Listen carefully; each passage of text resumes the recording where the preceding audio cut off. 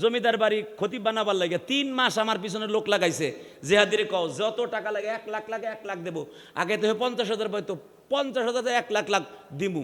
আমি কইছি না, আমি যে মসজিদ বানাইছি এখানে জুমা পড়ামু। আলহামদুলিল্লাহ বলেন। পরের মসজিদে পানি ঢাইলে কোনো লাভ নাই। কোটি কোটি টাকার সম্পদ মিরপুর বানাইতে হয়েছি, নিচতলার থেকে 5 তলা করে দিয়েছি, স্বর্ণের মতো করে দিয়েছি। কই আয়া বললাম সরকার পতনের পরে একবার জিজ্ঞাসা করলো না, হুজুর মসজিদের টাইলসগুলো আপনি লাগাই গেছেন।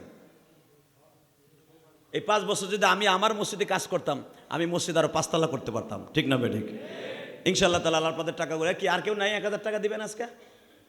এখন না পারেন পরে দিয়ে যাবেন, কেউ নাই আর সবে বরাতের আগে দিয়ে যাবেন। আছেন না কেউ 1000 টাকা দিবেন? আর কে দিবেন কোন? 1500 টাকা কে দিবেন? 1500 আর কে দিবেন? এই তো, এই যে আল্লাহর জান্নাতি মানুষ বলে নাই, আর কে দিবেন? 1500। এই তো, এগুলো সব জান্নাতি মানুষ। আলহামদুলিল্লাহ বলেন। কেন বলছি জানেন? যারা দানের কথা বলার সাথে হাত উঁচা করবে, আমার আল্লাহ বলেন এই হাতটা দানের কারণে আমি ভালো রাখবো। জীবনে কোনোদিন এই হাত আমি প্যারালাইজডে খাবো না। আলহামদুলিল্লাহ বলেন।